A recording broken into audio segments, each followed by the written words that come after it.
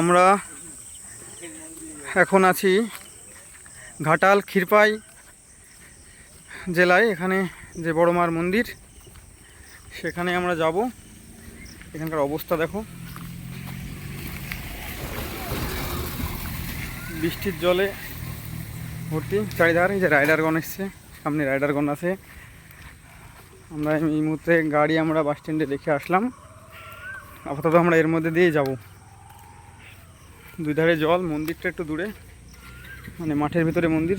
যে রাইডারগণরা ভাবছে যেতে পারবে কি পারবে না, আমরা কিন্তু যাব।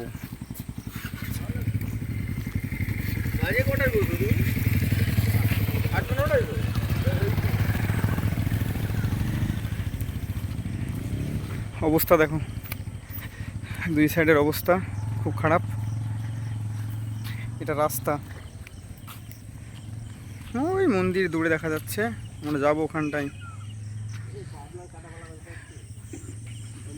এদের সব রেডি ফুল টুল নিয়ে।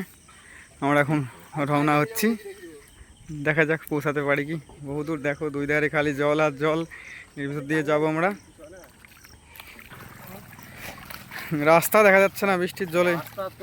চিন্তা তো একটু আছেই, হকাম কেটে যদি গর্ত পড়ে, গর্তের মধ্যে যা অনুভূতিটা খালি দেখো। এই যে জলের মধ্যে দিয়ে যাওয়া, এই যে সামনে আবার দেখো ফুবরা উঠছে জলের, অগ্নিকুণ্ডর মতো। এদিকে সব পরিষ্কার পরিচ্ছন্ন চলছে। জলে চারিধারে ভর্তি হয়ে গেছিলো, জল একটু কমেছে।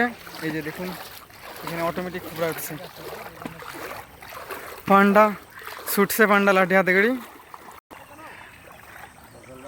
দেখো গাইজ,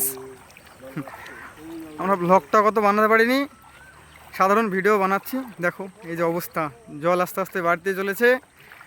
ওই যে দূরে মন্দির দেখা যাচ্ছে। দেখো চারিধারে অবস্থাটা দেখো, জলে জল আর জলের মধ্য দিয়ে রাস্তা। এই মন্দিরে যেতে হলে এভাবেই যেতে হবে। এরকম এক্সপিরিয়েন্স বড় বড় রাইডাররাও পারবে না।